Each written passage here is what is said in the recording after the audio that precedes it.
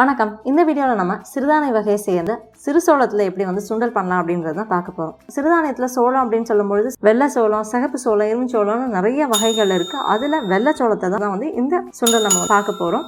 முதல்ல நான் தேவையான அளவு சோளம் எடுத்துக்கிறேன். ஒரு சின்ன கப்பில் ஒரு கப் அளவுக்கு நான் சோளம் எடுத்துக்கிறேன். பெரிய கப்பில் அதாவது ஒரு 1/4 கப் அளவுக்கு இந்த சோளம் இருக்கும். உங்களுக்கு எவ்வளோ தேவையோ அதுக்கேற்ற மாதிரியான சோளம் எடுத்துக்கோங்க. அதை நல்லா அலசிட்டு நம்ம தண்ணியில் ஒரு 10 மணி நேரம் ஊற வச்சு எடுத்துக்கலாம். தண்ணியில் ஒரு 10 மணி நேரம் ஊறினதுக்கு அப்புறமா இப்படியாவும் நம்ம சுண்டல் பண்ணலாம். அப்படி இல்லைன்னா முளை கட்டிட்டு நம்ம சுண்டல் பண்ணலாம். நான் முளை கட்டிட்டு அதுக்கப்புறமா நான் இந்த சிறு சோளத்தில் சுண்டல் பண்ண போகிறேன். அதனால ஒரு 10 மணி நேரம் நல்லா ஊறினதுக்கு அப்புறமா ஒரு 2 தடவை திருப்பி அலசிட்டு அதுக்கப்புறமா இதை துணியில் கட்டி முளைக்கட்ட போகிறேன்.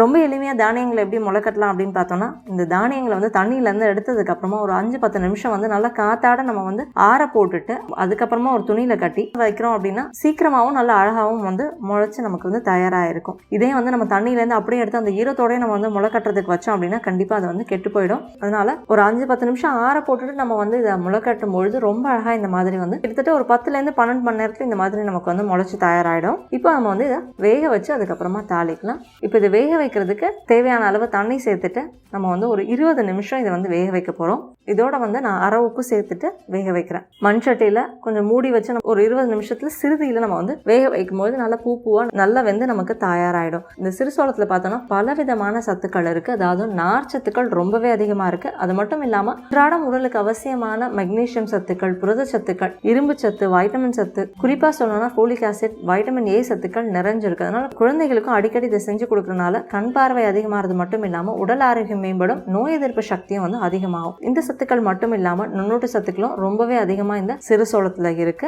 எலும்புகளுக்கு நல்ல ஒரு பலத்தை கொடுக்கக்கூடியது. அதே மாதிரி ரத்த சோகை மாதிரியான பிரச்சனைகள் இருக்கிறவங்களுக்கும் நீரிழிவு மாதிரியான பிரச்சனைகள் இருக்கிறவங்களுக்கும் சிறந்த ஒரு சிற்றுண்டியாகவும் இது இருக்கும். நிறைய பேருக்கு பார்த்தோம்னா உடல்ல வீக்கம் இல்லைன்னா ரத்த கொதிப்பு, கொழுப்பு மாதிரியான பிரச்சனைகளுக்கும் சிறுசோளம் நல்ல ஒரு பலன் கொடுக்கக்கூடியதாகவும் இருக்கும். உடல் பருமனுக்கும் சிறந்தது. புரதச்சத்துக்கள் அதிகமாக இருக்கக்கூடிய ஒரு அற்புதமான உணவு. அவ்வப்பொழுது இந்த சிறுசோளத்தில் ஏதாவது ஒரு விதமான உணவை நம்ம செஞ்சு சாப்பிடும்பொழுது நல்ல ஒரு பலனையும் அது கொடுக்கும். இப்போ இது பார்த்தோம்னா ஒரு 20 நிமிஷத்துல நல்லா இந்த தண்ணியும் வத்தி நல்லா இந்த சோளம் நமக்கு வெந்து தயாராயிடுச்சு. இப்போ இதை தாளிச்சு நம்ம ஒரு வாணலியில் தேவையான அளவு நல்லெண்ணெய் சேர்த்துட்டு அதுல கடுகு, உளுந்து, ஜீரகம், பெருங்காயம், வரமிளகாய் சேர்த்து தாளிக்கிறேன். அதோட கொஞ்சம் கருவேப்பிலையும் சேர்த்துக்கலாம். இது நல்லா பொரிஞ்ச உடனே நம்ம வேக வச்சு எடுத்து வச்சிருக்கிற அந்த சிறுசோளத்தையும் இதோட சேர்த்து கொஞ்சமா உப்பு சேர்த்துக்கலாம். ஏற்கனவே நம்ம வேக வைக்கும் போது கொஞ்சம் உப்பு சேர்த்துருக்கோம். அதனால தேவைப்பட்டா மட்டும் இப்போ உப்பு சேர்த்துக்கலாம். இதெல்லாம் நல்லா சேர்த்து கலந்து விட்டுக்கலாம். இப்போ நம்ம அடுப்பு அணைச்சிடலாம். கடைசியா தேங்காய் துருவல் கொஞ்சம் சேர்த்துக்கலாம். நல்லா